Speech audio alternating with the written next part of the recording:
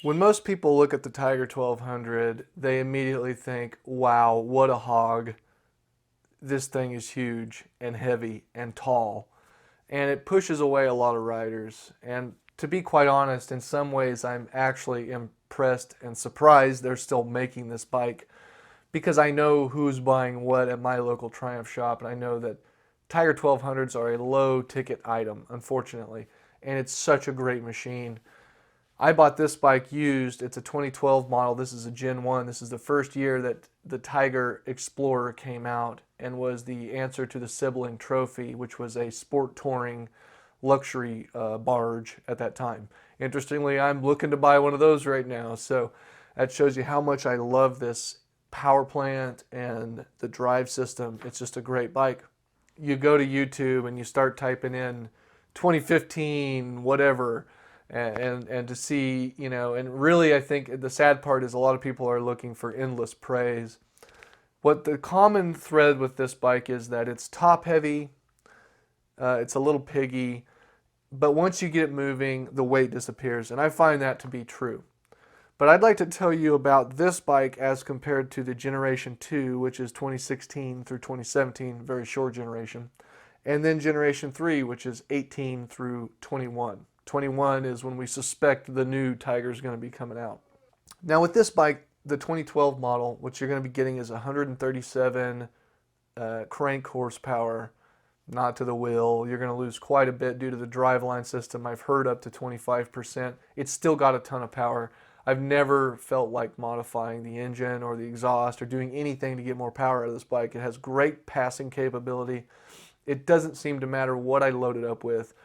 I've had 100 pounds of gear and two stacks of firewood and 2 cases of beer all strapped to this thing at once going on camping touring rides. So no matter what I put on it, it seems to handle it pretty good. That being said, with this particular bike, I did upgrade the rear shock. I'm a heavy rider and I load this thing up a lot. And I was able to get the proper race sag with a heavy, this is a stiff spring rate, and it's a Touratech, really nice shock. So that's something I did with this bike. Now when you move up to the Gen 2 model, you're going to get some more luxury. You'll start to see that things become standard feature that were not on this.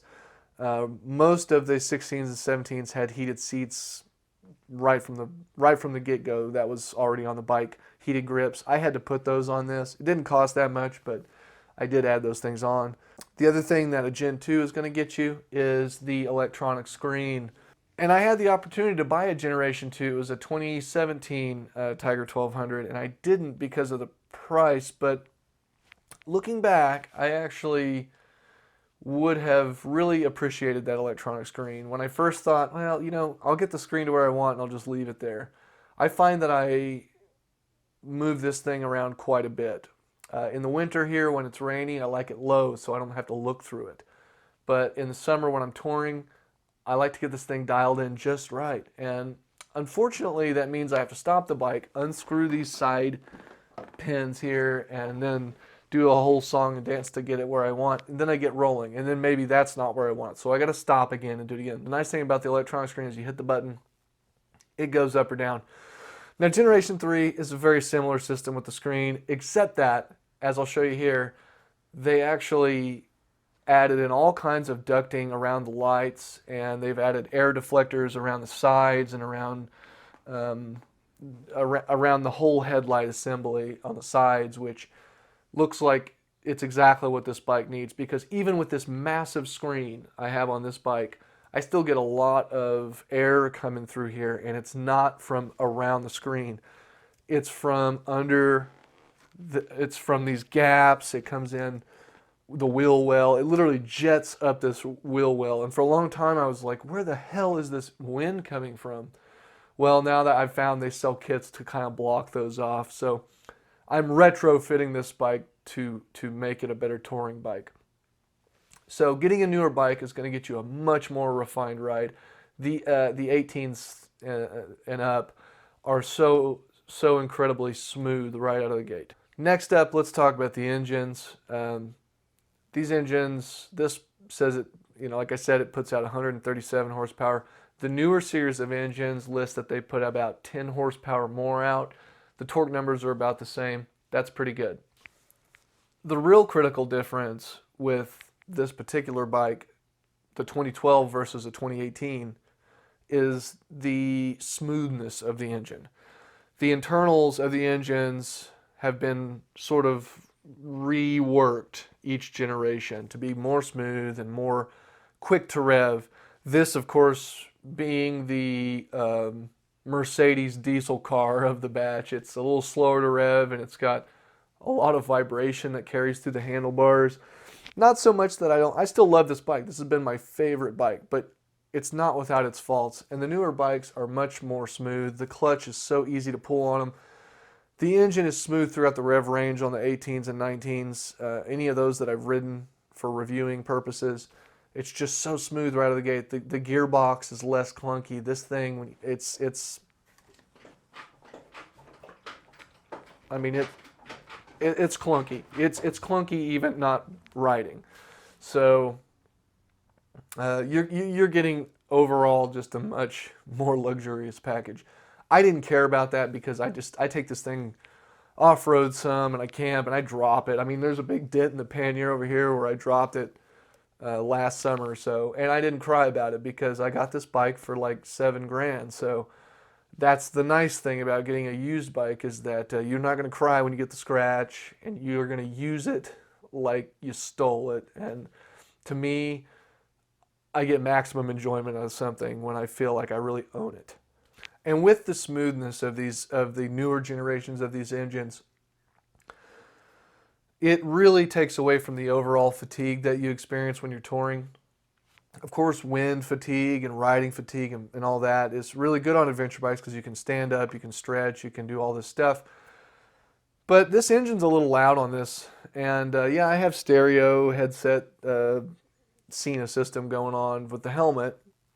But you know, after a day of listening to a ticky engine, it is a fatigue factor, and it's like a mental fatigue when you've gone 500 miles, and at this point you just crave some silence and a bed to flop in.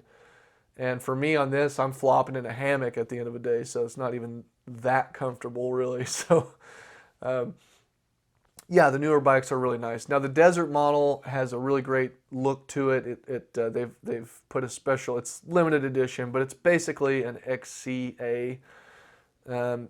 The Alpine is basically an XR, whatever the top scale model of that is. They're loaded out basically, and I think you can get a $1,000 rebate on them. Personally, I think the $1,000 rebate is because they're going to be moving to a new generation in 2021. As far as handling goes, they all handle really well on the road, but what you're going to find is that the 18s and 19s are going to have a little snappier turn in.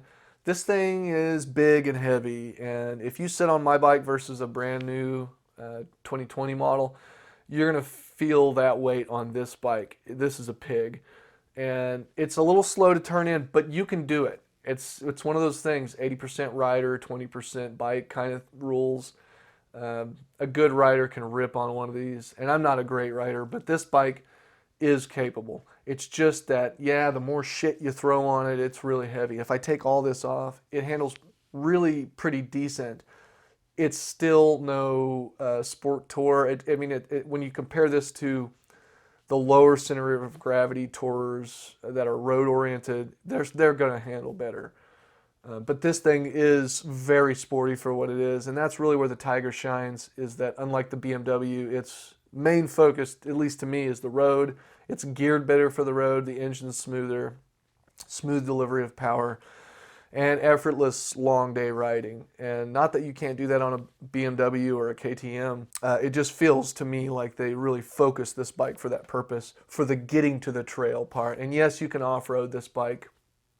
It's not, to me, really an off-road bike. If I was really going to do off-road riding, I might consider a KTM. I might consider a couple of other, a smaller bike, a Tenere 700.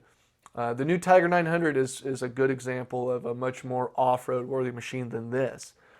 This is basically like a Jeep Grand Cherokee. It's very heavy. It's very comfortable. and it is capable enough to go off-road, but it's certainly not a Jeep Wrangler. So that's to me where this bike sits. And with the price of these bikes, when you're looking at this Desert Edition, which is probably around 20 grand or maybe a little more, 22 even, that's US dollars. I don't want to drop that. I would off-road it, but I can guarantee you I'd get some nice crash bars like I have on this, and I would just armor that thing up because it's a lot of money to be dropping. Whereas this, it was 7 grand. So I can find replacement parts on eBay relatively cheap. One more nifty upgrade for the newer models, I believe 18 and up, is that they have the electronic suspension. And now on my bike, you see here, I've got this nice Touratech shock. It's not the toppest, it's not the most top tier, but it was pretty expensive to me, and it's been really great. The only problem is I have to get off the bike, make manual adjustments. It's not that big a deal. Believe it or not, the dial was a luxury feature when I bought that. So nowadays it's all done electronically, and on the new ones, as you'll see here, the bike, you put it in the setting you want, and the bike just basically does everything automatically, front and back. So that's a pretty nice upgrade that you get moving up to the 18 and up models. Now, probably the biggest improvement to this bikes as a whole is really what they've done with the windscreens, because this is an aftermarket screen, but the one that came on this was just totally worthless. Everyone that talks to me about their newer Triumphs has nothing but good things to say about the screen and the electronic adjustment, which is awesome. I took a long road trip with the original screen on this, and what a piece of shit. I almost took the screen just off in the trip because it really did nothing but cause problems. This screen's been great, but I did have to buy it. So in that regard, the newer models really are superior. Another difference is that these bars on this bike, even though this is the road bike, these are more like dirt bike bars. They're very straight out. It's very easy to stand and ride. I put risers on it, so when you stand, it's, I don't really have to bend over too much to stand and ride. I can almost just full foot it, and it's really comfortable. The new ones, you're going to be much more comfortable in a sitting position. They're swept back more. They're almost like a sport touring bike. How they're like how the Trophy is. They kind of come more back. You're more neutral. It's a great thing because your neck and your shoulders are really going to thank you for it. This bike on a long day, if I don't stretch and move my arms around, I get tension neck, and that's where if you turn your neck or bend it the wrong way, you get this incredible pain in your neck. It actually comes from your shoulders, believe it or not. A lot of people who type all day get that, but this bike unfortunately can cause that in a long day. So yeah, the only other thing I have to say about difference-wise, obviously the newer models are just infinitely more comfortable. This is a comfortable bike. I love this bike, but the new ones are way more comfortable. The only other difference is that there's a slight feeling to me that I sit a little more in the bike on the newer models. The tank position's the same, but the way I can describe that is where the instrument cluster gauge is on the new one seems a little bit higher, which means that the overall position that you want to be in for that bubble is a little more friendly to tall people. Whereas this one, I had to put this giant screen on. Everything seems so down low up here that I would actually like this screen to be 2 inches even higher. And that's why I put this, there's an extender up here. I don't know if you can see it, but so I have a deflector up there, which doesn't work as good as just a good windscreen, but it's the only solution I could find. The new ones have a shaped screen that swoops up, which is kind of nice. It's like a clockwork design, sort of emulating. Now, would I buy the Desert or Alpine if I was looking for one of these bikes, or would I wait for a 2021? Because that's the question. To me, that's the most obvious thing. The first thing is that Triumph is not officially announcing this new bike, so it's all leaks, but we know it's coming. This is most likely why there is rebates in buying these new model of the third generations. Well, the Tiger 900 seems like a stellar bike. The change to the firing order of the pistons, awesome. The low end grunt that they gain from that, from the cross plane sort of setup. I've heard only good things. I know 2 people now that have bought them. I did a video with one of them, and they love them. And the weight of them, and the way they brought it's a slimmer bike. They just love the bike. So for me personally, I would wait and see what they do with the 2021. That's probably not what any dealer wants me to say, and it's evidence as to why I'm not sponsored by anyone. This dealer here in town is awesome. They let me say whatever I want. They've never given me shit about it, which, right on. But I personally want to see what they do with it. If they can get a little more grunt out of the low end of this engine, I would like that. This bike doesn't really wake up. My bike doesn't wake up until 4,000 RPM. It doesn't get exciting until like 6,000 or 7,000 RPM. Once you get it there, it can do wheelies and all the stuff, even fully loaded. I've had this thing buck the front up like 3 feet in the air. It's a really incredible engine. But having that grunt down low would be nice when you're exiting corners or when you're off-roading and you're in the... They've shortened the gears on the 900, and I'm sure they'll do it on the 1200. The lower gears are shortened. The upper gears are taller. Therefore, you can do it all. You can off-road, on-road, everything. So, as soon as I find out about that bike, I will let you guys know. That being said, there's a lot of bikes out there that, for all purposes, they're a good deal. Like this bike. You can get on a good touring bike that you can sort of do it all with, and it won't have to cripple your wallet. Your wife won't send you out to the permanent couch or whatever, and you get a lot of bang for your buck this way. Well, guys, that's all I have. What do you guys think about these Tiger 1200s? Do you think they're going to keep making them? Do you think they're going to update it? What would you do? Would you buy one? Or would you buy one now? Would you buy an older one like I did so you can not cry when you drop it? Let me know. I'm going to basically end the overview part of the video here, and I'll give you a run through of what I've done to this bike after this. And stick around if you want to see that. Because some of you may be looking to get into a cheaper bike. I'm all about budget bikes. The Triumph Trophy I'm looking to buy right now is basically a mechanic special where there was a cracked engine head. It's totally disassembled. I can get it for dirt cheap. And to me, that is so fun to take a bike like this and just rejuvenate it and get it purring like it was in its prime again, and really enjoying it and getting all the miles the bike should get. So with that, I'll cut over to the if I lose you here, you guys ride safe, and let's get on to it. All right, starting in the front, I put on these cheap lights, and they've been really great. I'll kick them on for you so you can see. I've made videos on all this, so if you're curious about it, well, they're on a circuit that'll kill it if it drains the battery below point, but they're really great. They light up the road around the bike, and it makes it really, really easy to if it's just pitch dark outside. I did that for 20 bucks, so check out the channel if you're interested on that. Of course, the big windscreen. This is the V-Stream Tall Touring model for the Tiger Explorer. You can get a similar windscreen for a lot of different sport touring and adventure bikes, and I have nothing but good things to say about this. It's really good.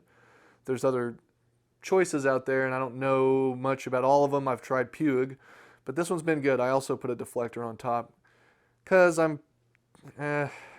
believe it or not, even with this tall screen, I'm almost too tall for it. So next up, we have our SW Motec crash bars. I have no complaints about them. The only thing I added on top of them was some foot pegs there. And those are really amazing because I have rheumatoid arthritis, and I can kick my legs out, rest them on top of there, and I can get a 500 miler day, and I don't feel that bad at the end of it. Of course, I've added the Triumph factory luggage. I think it's GV who makes these. They're really good. They attach and remove really easy. And if you're just going to do some sport riding for the day and you want to take these off, it's pretty easy to do so. So they lock with the key of the bike, and I was able to key these. I was able to key these boxes myself. It's really well designed, so very good. Because this is an older bike, I was able to get 2 comfort heated seats, one for me and my wife, for about $100. And one of the benefits to getting a bike with discontinued parts is that oftentimes the shops just want to get rid of this stuff. So that was a plus. And along with the topic of cheap upgrades, I just got this tank bag strap, and the tank bag itself is on the way. I got that for $20. And the tank bag, I believe, was $70, and it's on its way. So this thing is going to be fully kitted. There's the switch for, if you can see it, there's the switch for the accessory lights up front. In this little military pouch here, which I just strapped to the bars, I keep my micro start tire pump, and I have basically everything I need to do a tire plug on the go at any point, or help another rider. A great thing about this bike, it's very military. You can just strap stuff to it, and everything's utilitarian. In the summer, I even tuck an axe in here behind the pannier. I just you can see the little plastic zip ties I put in here, and I just shove a little hatchet in there. And when I'm camping, it's kind of nice to have that.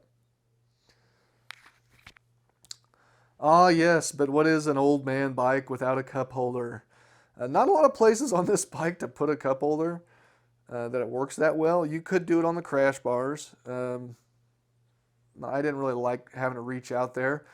I found that it attaches to the box bracket really well, and I use it a lot. It's kind of nice to have.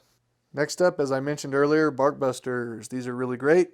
I have dropped Tigers before and broken the brake levers right at that little point that you see the line. They snap off, and it's a pain in the butt because you got to get a new lever. Not anymore. So these are okay for the winter, but they do cause a little bit of helmet buffeting. In the summer, I take them off, so it's just the bar. Another thing I've done, which is on my channel, is I did a modification where under the rear seat, I'm not going to show you right now, but under this rear seat there's a storage cubby. I went in there with a saw and I cut off a plastic hump, and then I covered that so that water wouldn't get up in there, and it gave me more room. So what I have in there is a tool bag, a tire plug kit, and a set of wires that are used for the tire pump that can also be used to jump start the bike. Basically, this bike's got it always has a really good toolkit set up at any time, even if the panniers are off the bike. I'm pretty well prepared. Okay guys, that's it for me today. You guys stay healthy out there. I hope you're not going too stir crazy indoors, and I hope your internet's working good because mine's been getting spotty. If you have any questions about the bike or any other Triumphs, don't hesitate to ask. Or if you have a question about the Hayabusa. Anyways, I'll catch y'all later. Have a good one.